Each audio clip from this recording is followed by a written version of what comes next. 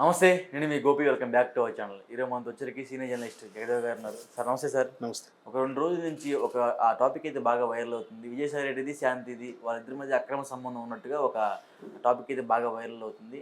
ఈరోజు ఆమె భర్త ఎవరైతే శాంతి భర్త ఏమన్నారంటే వాళ్ళకి పుట్టిన బాబుకి DNA టెస్ట్ చేయాలా, దీనికి విజయసాయి రెడ్డి కూడా రావాలి అని చెప్తున్నారు. అందుకు DNA టెస్ట్కి వెళ్ళాల్సినంత అవసరం ఏంది అక్కడ? అదే నాకు అర్థం అవ్వట్లేదు.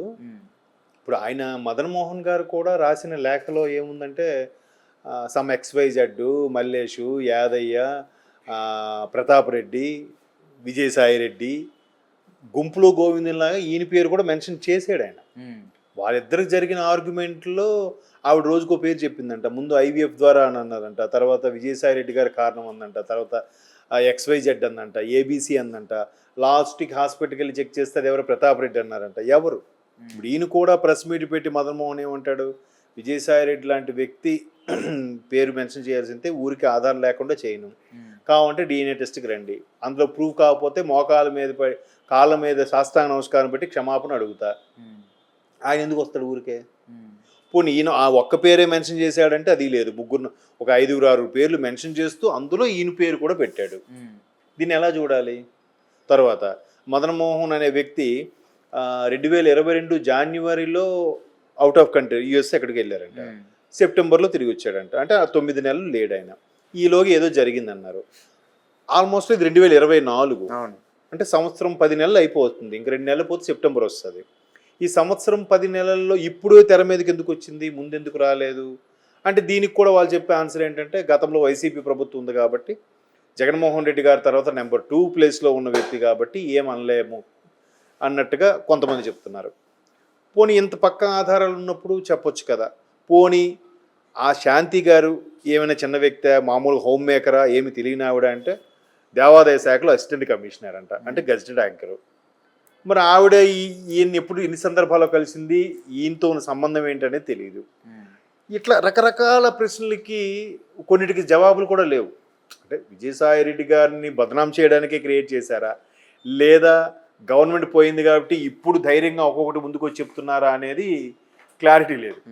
ఆ మదన్ మోహన్ గారు కూడా ఇవాళ ప్రెస్ మీట్ పెట్టినప్పుడు కూడా ఏమన్నారు ఆయన, మీరు అన్నట్టు DNA టెస్ట్కి మీరు సిద్ధమా అన్నట్టు అన్నారు. DNA టెస్ట్ పిల్లగాని వచ్చేస్తారా?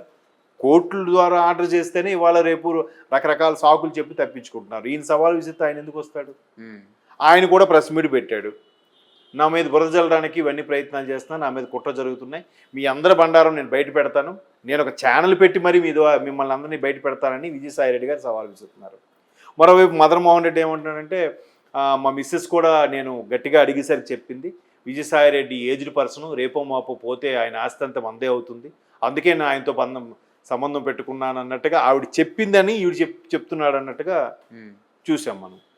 ఈ రకరకాలుగా అసలు చాలా చిరాకు అనిపిస్తుంది. అంటే మరి వాళ్ళకి ఆ ఎలిగేషన్ ఆరోపణ ఎదుర్కొంటున్న విజయసాయి రెడ్డి గారికి ఎలా ఉందో నాకు తెలియదు, కానీ చాలా ఇబ్బందికరంగా. అంతే కదా, ఇప్పుడు ఎవడుకు వాడు తనకు తానుగా తన భార్య ఎలాంటిదా, ఇప్పుడు తన భార్య అలాంటిదా అని బయట నలుగురిలో మాట్లాడుకుంటేనే చాలామంది సూసైడ్ చేసుకుని చచ్చిపోయిన సందర్భాలు ఉన్నాయి.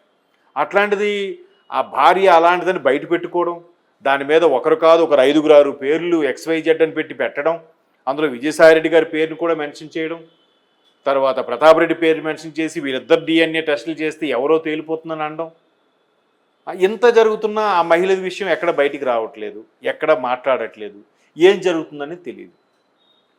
కాకపోతే ఈ అంశం మీద విజయసాయి రెడ్డి గారికి సంబంధించిన కొన్ని రకాల బంధాలకు సంబంధించిన వీడియోలు నా దగ్గర ఉన్నాయి, ఆయన ఎటువంటి వ్యక్తో నాకు తెలుసు అని ఒక మీడియా హెడ్, ఒక మీడియాకి సంబంధించిన ప్రతినిధి ఒక 20 రోజులు నెల రోజుల కిందటో ఒక స్టేట్మెంట్ ఇవ్వడం జరిగింది. మేబీ ఒక ఆర్టికల్లో ఎక్కడో రాయడం జరిగింది. అది ఇది సింక్ చేసుకుంటే నిజంగానే ఏమైనా ఉందా, లేదా అలా ఉంది కాబట్టి ఈ సదరు వ్యక్తి బయటకు వచ్చి ఎంత ఓపెన్గా చెప్పాడా? ఎవడికాడు పరువు తీసుకోడు కదా, నచ్చడు కదా.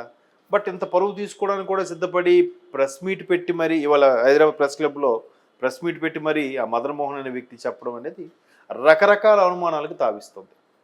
ఆ ఛానల్ హెడ్ చెప్పింది బేస్ చేసుకొని చెప్పాడా, లేదా ఈయన తిరిగిన ఎంక్వైరీలో ఈయనకి కొన్ని ఆధారాలు దొరికితే చెప్పాడా, లేదు ఇవన్నీ కాదు శాంతి గారి క్యారెక్టర్ ఏంటి, సొసైటీ ఎడిపోతుంది చూడండి.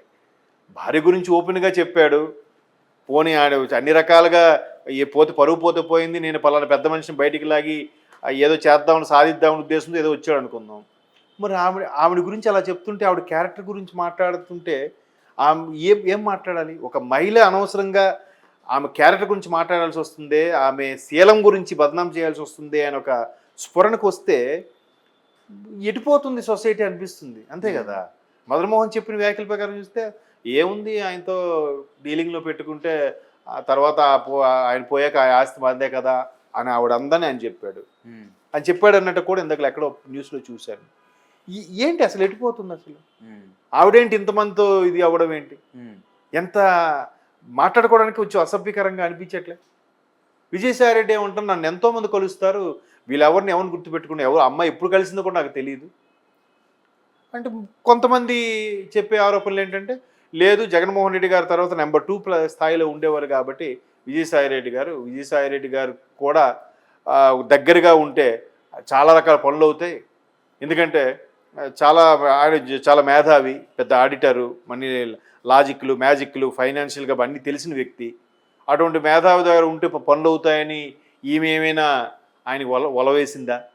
తెలీదు. ఇవన్నీ మీరు అన్నట్టు గత 3 రోజులుగా చూస్తే విజయసాయిరెడ్డి గారి పేరుని ఒక 10 మంది పేర్లు చెప్తే మదన్మోహన్ గారు ఆ లెటర్లో ఈయన పేరు ఒకటి. బట్ ఈయన్ని ఎందుకు ఎక్కువగా హైప్ అవుతుందంటే, ఆ ఉన్న 10 మందిలో ఈయన పేరే హైలైట్. ఈయన ఒక్కరితో మిగతా ఎవరు తెలియదు మనకి. పైగా నెంబర్ 2 స్థానంలో ఉండే వ్యక్తి వైసీపీలో, రాజ్యసభ సభ్యుడు, చాలా మేధావి. ఇంతవరకు గతంలో ఎప్పుడు ఈ ఆరోపణలు ఆయన ఎదుర్కొన్న సందర్భాలు లేవు నాకు తెలిసి. కానీ వైసీపీలో చాలామంది ఇటువంటి ఆరోపణలు ఎదుర్కొన్నారు. వైసీపీలో గతంలో ఉండి పనిచేసిన ఇప్పుడు ప్రస్తుత మాజీ ఎంపీ కానీ, ప్రస్తుత మాజీ మంత్రులు కానీ, 2-3 మంత్రులు కానీ, వాళ్ళు ఫోన్ విషయాలు ట్యాపింగ్ అయినప్పుడు ఆడియో లీక్స్ రావడం కానీ, ఇవన్నీ చూస్తే వైసీపీలకు ఇవన్నీ కామనే లేరా, ప్రతి ఒక్కరు దొరికితే దొంగ, దొరకపోతే దొర అన్నట్టు కూడా విమర్శలు వినిపిస్తున్నాయి. ఏది ఏమైనా శాంతి గారి పేరు బదనామైంది, ఈయన ఓపెన్గా వచ్చి చెప్పడం, మళ్ళీ దీని మీద కౌంటర్గా విజయసాయిరెడ్డి గారు కానీ ఆయనకు సంబంధించిన అనుచరులు కానీ ఎటువంటి కౌంటర్లు దాఖలు చేస్తారో చూస్తే వరకు క్లారిటీ రాదు. మరి ఇలాంటి మాట్లాడుకోవడం కూడా అసభ్యంగా అనిపిస్తుంది. ఈ మీరు అన్నారే అక్రమ సంబంధం సంబంధించిన ఎటు వెళ్తుందో తెలియదు. మేబీ చూడాలి మరి ఎవరు వైపు ఏది నిజమో ఏది అబద్ధం కూడా తెలియని పరిస్థితి అయిపోయింది. Okay sir, thank you.